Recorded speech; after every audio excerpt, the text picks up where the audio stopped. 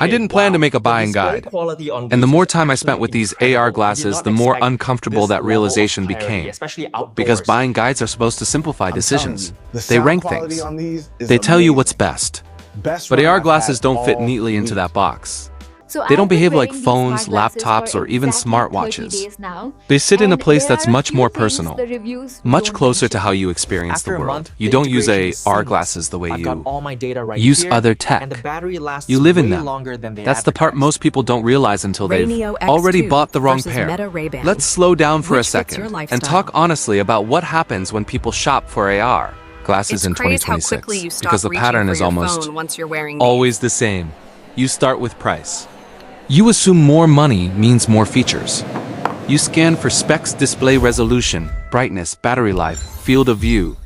Maybe you watch a few comparison videos, and then you choose the one that looks like the safest deal. But here's the uncomfortable truth.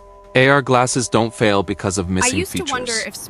They fail because of behavior mismatch. They don't match how you move, how fast you walk, how often you stop, how much information your brain tolerates before it feels annoyed. And price quietly, invisibly controls that behavior more than any feature list ever could. That realization hit me early.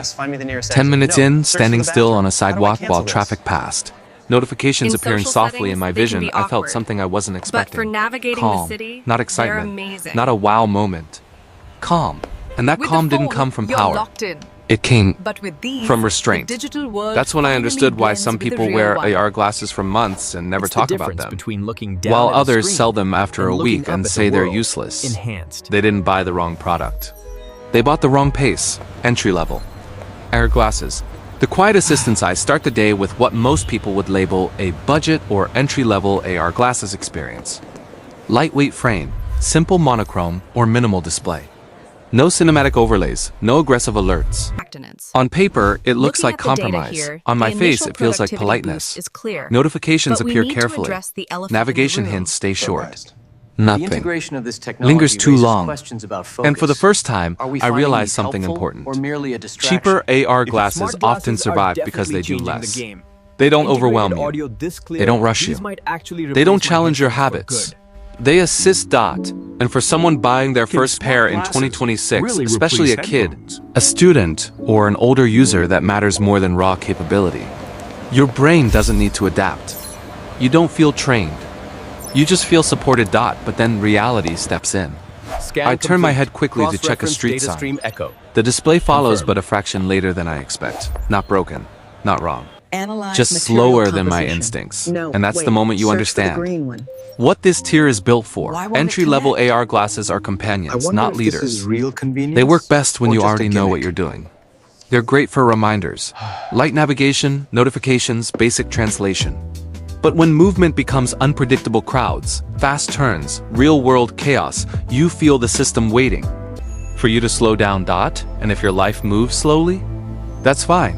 If it doesn't, trust starts slipping. Quietly. Mid-range AR glasses. The confidence zone. Now I switch to what most buyers actually end up choosing. Mid-range AR glasses. Not cheap, not outrageous.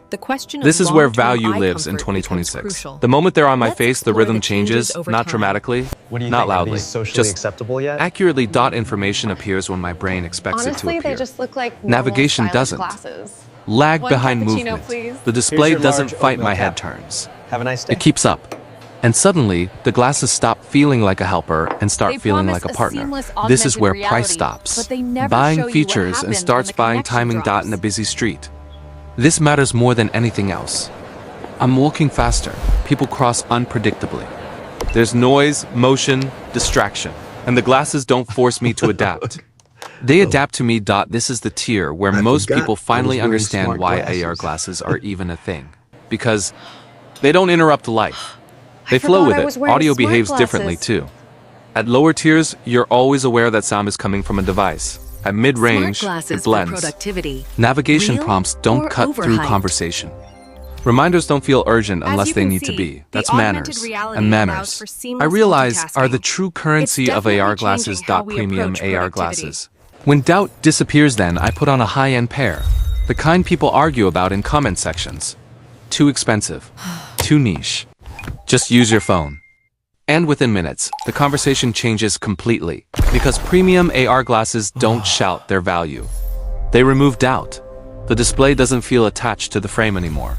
It feels attached to me. Head movement, eye movement, body. Movement, everything stays aligned. Translation appears exactly where my eyes land. Navigation doesn't guide it, confirms. I'm no longer checking information. I'm trusting it. And that trust is the most dangerous thing technology can earn in the best possible to your way. World, I try to break your it. Screen. Fast turns, crowds, unpredictable movement.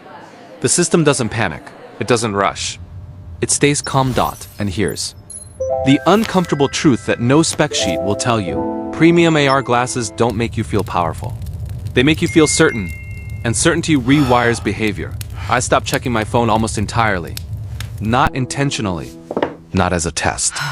The need just doesn't form. My brain already feels oriented. But here's the part people don't want to hear. Not everyone should buy premium AR glasses. Because once you cross this line, going back feels harder. And if you don't want technology shaping how you move, think, and orient yourself, you may actually hate this experience. The real buying question that no one asks. So here's the question no buying guide asks, but should. How much do you want technology to think with you? Instead of waiting for you, entry-level glasses wait. Mid-range glasses keep pace. Premium glasses anticipate. None of them are wrong. But buying the wrong one for your personality, age, routine, or tolerance for information is how people end up disappointed. Cameras, social comfort, and the moment everything collapses, we haven't even touched cameras yet. And that's where buying decisions usually fall apart. Some glasses record. Some don't. Some make people nervous. Some disappear socially. In public. This matters more than resolution or stabilization. A visible camera changes behavior, yours and everyone else's. Some people love capturing life hands-free. Others hate the attention. Battery life behaves differently too. Premium visuals drain faster. Audio-only systems last longer. And after a full day, not a test, a real day, you start planning subconsciously. You realize our glasses aren't about all-day battery. They're about when you choose to engage. And that's where expectations either survive or collapse, because our glasses don't replace phones. They replace micro moments. Moments where you would normally hesitate, check, confirm, look down. And the more expensive the glasses, the more of those moments disappear. The final truth: by the end of the day, I'm no longer thinking like a reviewer. I'm thinking like a user. And the buying guide writes itself, not in rankings but in realizations. Cheap AR glasses teach you restraint. Mid-range AR glasses teach you flow. Premium AR glasses teach you trust. The right choice isn't about money. It's about how much friction you're ready to remove from your day. And once you understand that, every price suddenly makes sense. Because AR glasses don't compete on features. They compete on how quietly they change you. And that's not something you notice in the first 5 minutes. You notice it when your phone stays in your pocket. When your steps feel confident. When your brain feels calmer, that's when you realize you weren't buying glasses at all. You were choosing how you want to experience the world in 2026. I step out of the store as daylight begins to soften, and this is usually when devices reveal their true personality. Not in demos, not in controlled tests, but in the long, ordinary stretch of time when novelty wears off. AR glasses don't. Live or die in the first hour, they're judged by hour 4, hour 6, when your brain is tired and your patience is thinner. This is when the routine test begins, and it's the part no spec sheet prepares you for. On the walk back, I deliberately stop thinking about the glasses. I don't test features. I don't trigger commands. I just let them exist. And this is where the difference between price tiers quietly settles in your body rather than your thoughts. With budget AR glasses, there's a constant, gentle awareness, not irritation awareness. You feel the weight. You're conscious of battery life. You remember they're there. This isn't a flaw. For many people, it's grounding. The glasses feel like a tool you pick up mentally, even if they're already on your face. You engage, disengage. There's a boundary, and boundaries can be comforting. Especially for people who don't want technology to blur too deeply into their lives. Mid-range glasses soften that boundary. They don't erase it, but they blur it just enough to feel natural. You're no longer managing the device actively, but you're still aware of its presence. Notifications feel expected. Audio feels integrated. Visuals feel cooperative. And most importantly, you trust that if you ignore the glasses for a while, they won't punish you for it. They don't demand engagement. Yeah, they just arrived. They wait. This waiting is crucial. Is amazing. Humans don't live in a constant state of input. We drift. We think. We disconnect. And mid-range AR glasses respect that mental breathing room. That's why they succeed so often. They adapt to imperfect users, people who forget commands, ignore prompts, and sometimes just want silence. Premium AR glasses, though, introduce a different relationship entirely. By this point in the day, something subtle has happened. The glasses have stopped feeling like an object. They're closer to a habit, like checking the time on your wrist without thinking, or glancing at your phone without intention. And this is where some people feel uneasy, because the technology is no longer asking permission in obvious ways. This is the part buyers rarely anticipate. When AR glasses work too well, they don't announce themselves. They fade into behavior, and not everyone wants that. Some people interpret this as magic. Others interpret it as intrusion. Neither reaction is wrong. I sit down on a bench and watch people pass by. A notification appears briefly contextual, relevant, and disappears before it feels like an interruption. And I realize something important. The best AR glasses don't compete with reality. They synchronize with it. But synchronization requires trust. And trust, once given, is powerful. Let's talk about fatigue, because this is where long-term ownership is decided. Visual fatigue isn't about brightness alone, it's about predictability. Budget glasses often require your eyes to adjust slightly more often. Tiny refocuses, small shifts. Again, not terrible, but noticeable over hours. Mid-range glasses reduce this friction. Displays feel steadier. Information appears where your gaze expects it to be. And premium glasses nearly eliminate the feeling altogether. Your eyes stop working. They rest. Mental fatigue follows a similar pattern. The more the glasses ask you to confirm, correct, or double-check, the more cognitive load they create. Budgeteers ask more, mid-range asks less, premium asks almost nothing. And here's the dangerous part: when technology asks nothing of you, you stop thinking about its influence entirely. That's why premium AR glasses feel so divisive in 2026. People who love them often say, I forget they're there. It feels like the future to People me. who dislike them say, that's exactly the problem. As night approaches, lighting conditions change. Street lights, reflections, shadows. This is another quiet test. Budget glasses can struggle here, not in failure, but in confidence. Displays may dim conservatively. Information may delay slightly. It's cautious behavior, and caution has a cost: hesitation. Mid-range glasses handle this gracefully. They adjust without drama. Premium glasses feel almost anticipatory, as if they already accounted for the changing environment. And once again, the pattern holds. The higher the price, the less you notice the technology, and the more you notice the effect. Now let's address something no one likes to talk about: ownership guilt. This is real. Budget AR glasses rarely create it. You know what you paid. You know what you got. There's comfort in that honesty. Mid-range glasses may create mild pressure. I should use these more. But premium glasses, they can quietly guilt you into usage. When something costs as much as it does, you feel obligated to integrate it fully. And that pressure can either deepen adoption or push you away entirely.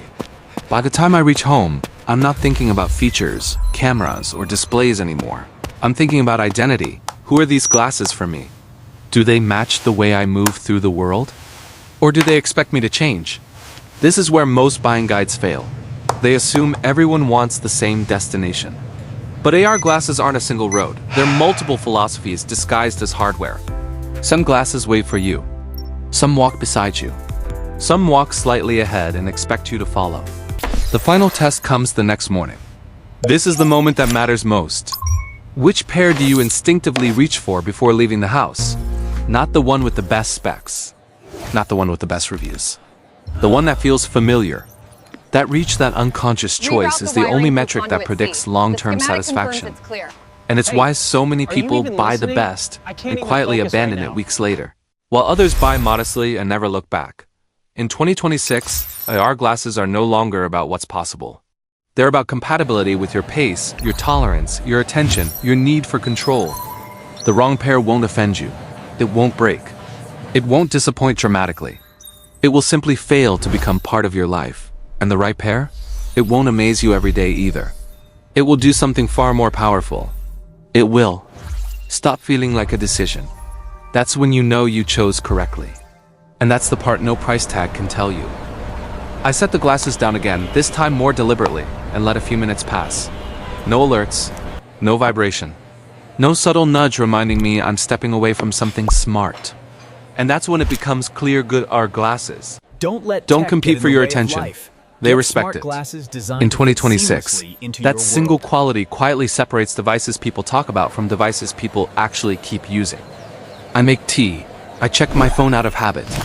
I glance at the table once or twice. Still no urgency. And that absence of urgency tells you more than any benchmark ever could. The glasses aren't addictive. They're optional. And optional technology tends to survive longer in real lives. Devices that demand attention burn bright and fade fast. Devices that wait tend to stick around. When I put the mid-range pair back on later, it doesn't feel like resuming a session. It feels like slipping back into a rhythm. The glasses don't wake up dramatically. They just resume. This is an underrated moment. Because the biggest complaint people used to have about early wearables wasn't battery life or performance, it was friction. The feeling that you had to cross a small mental barrier every time you used them. That barrier killed momentum. Over time, it killed adoption. That barrier matters. Humans are lazy in a very specific way. We avoid anything that asks for ceremony. Mid-range AR glasses, done right, remove ceremony. No mental checklist. No, okay, now I'll use this. You put them on and life continues with slightly more clarity.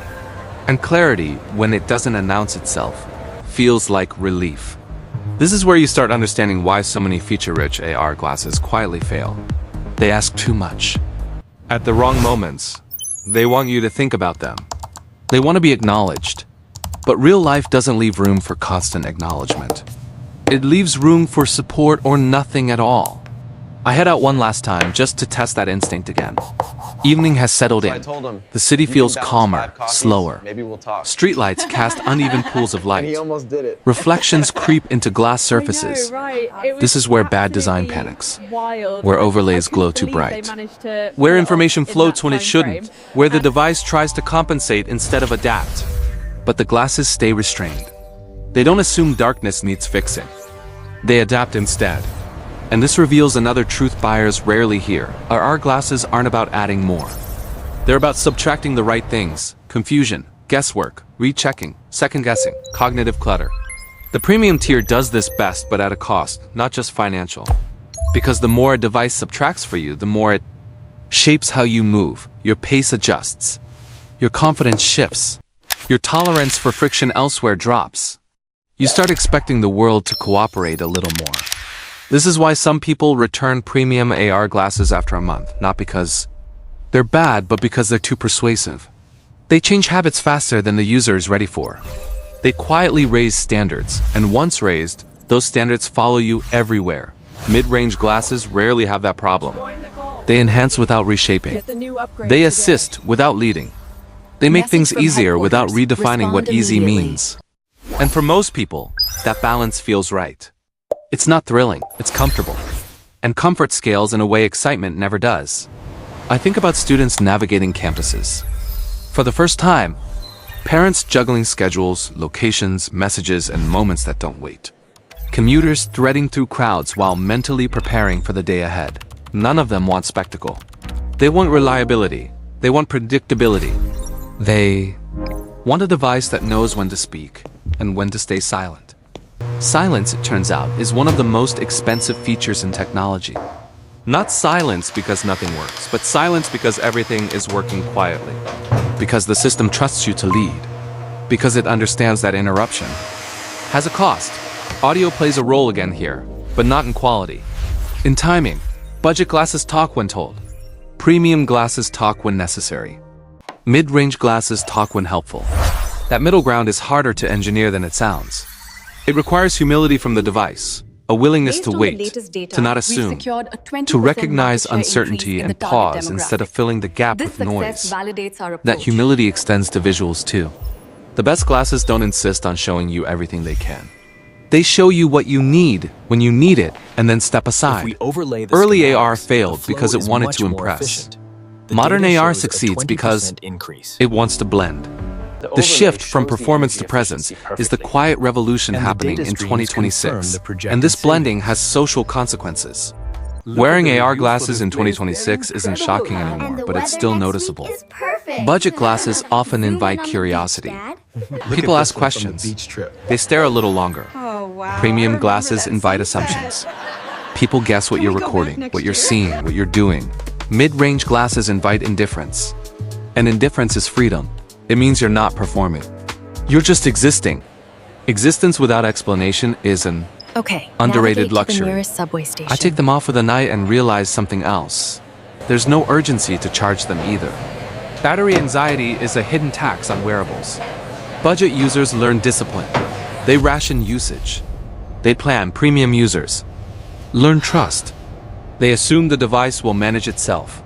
Mid-range users learn predictability. They know roughly how long things last, and they adjust naturally. And predictability reduces stress more reliably than raw capacity ever will. The next morning arrives quietly. This is the real test. No reviewer cameras. No narration. No checklist of features to try. Just routine. I'm heading out. Keys, phone, wallet. And then almost unconsciously, I reach for the glasses. Not because I want to test them. Not because I need to prove anything. Because they fit the day I expect to have. That's the moment buying decisions are decided. Whether people admit it or not in the store. Not in the comment section. Not during unboxing. But in moments so ordinary, they barely register. If a device fits only your ideal days, you'll use it rarely. If it fits your average days, you'll keep it close. If it fits your tired days, it becomes invisible. And invisibility, in this context, is success. That's why best AR glasses is the wrong question in 2026. The right question is simpler and harder. Which glasses respect your energy? Energy is finite. Attention is fragile. Patience is shrinking. The best AR glasses don't assume unlimited reserves of any of these. They work within them. Some people want excitement. They want technology that feels new every time they use it. They'll gravitate upward, toward premium tiers that anticipate, predict, and lead. Some people want guidance without intrusion.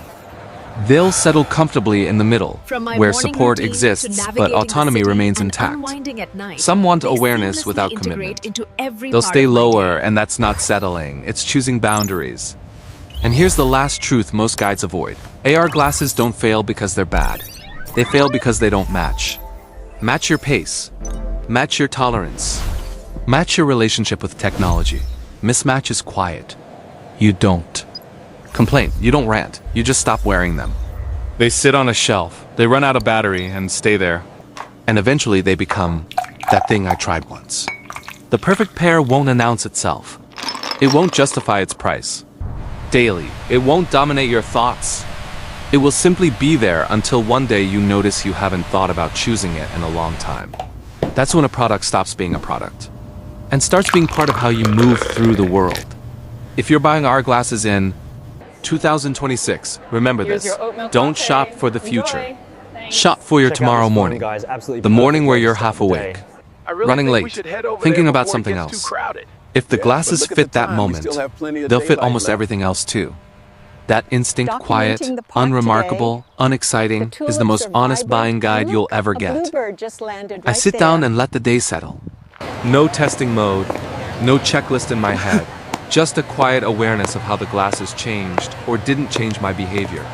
This is the part no buying guide can shortcut, because the final decision doesn't come from features. It comes from reflection. Reflection doesn't arrive instantly.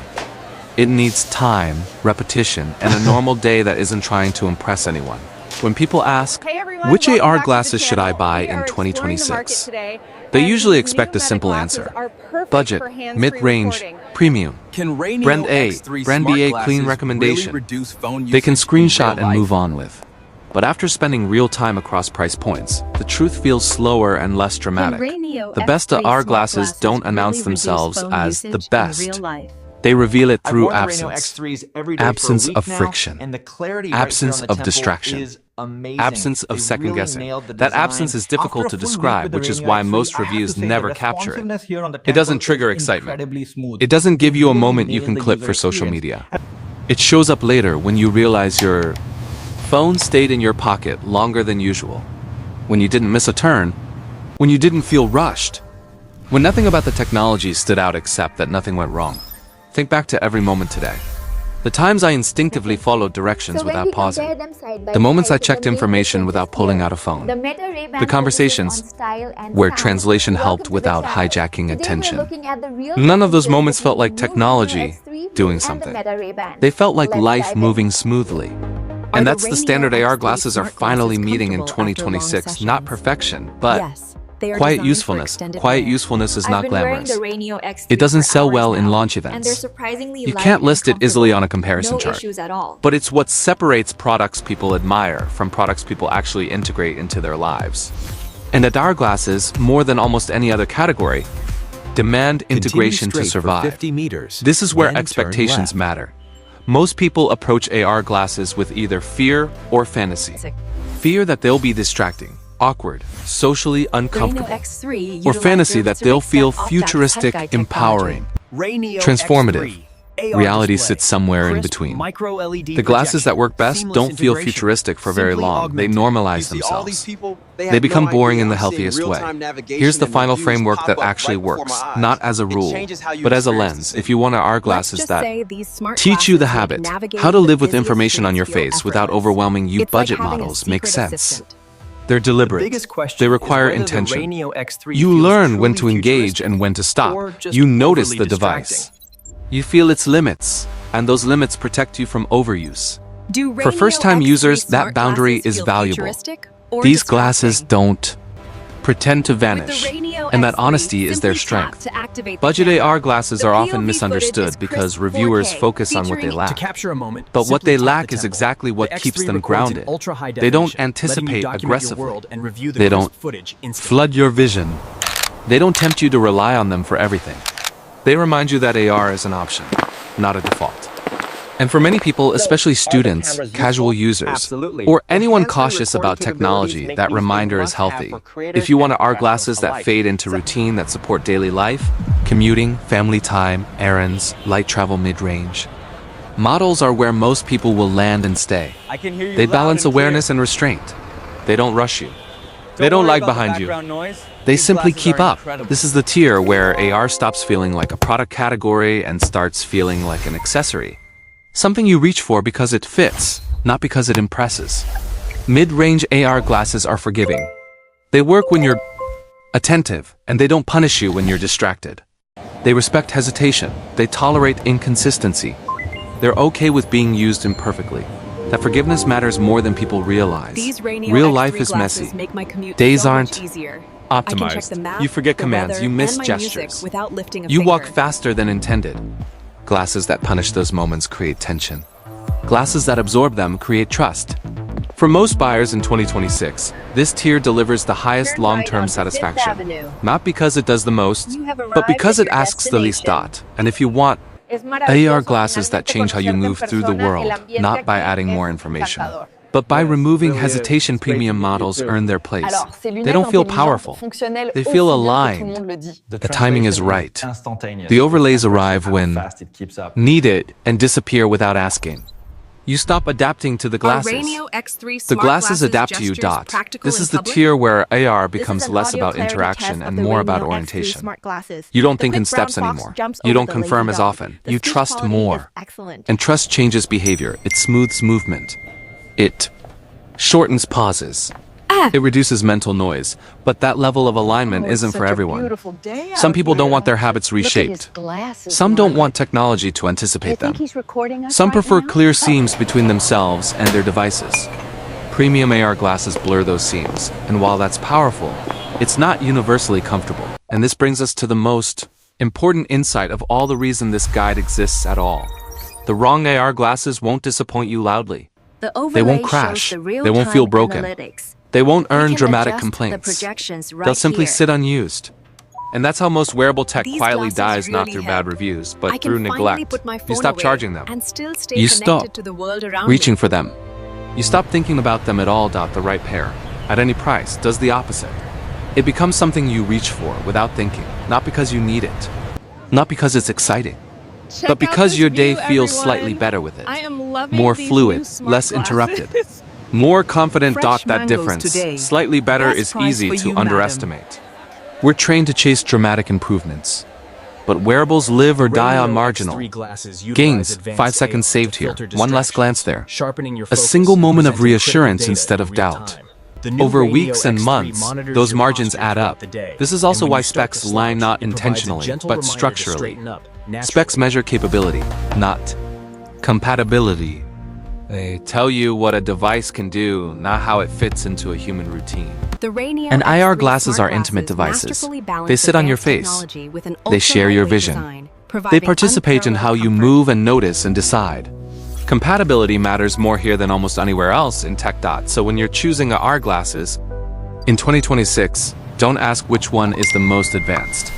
Ask which one fits your rhythm, your patience, your tolerance for distraction, your desire for assistance versus autonomy. Do you want a device that waits for you or one that nudges you forward? Do you want reminders or reassurance? Do you want clear boundaries or seamless support?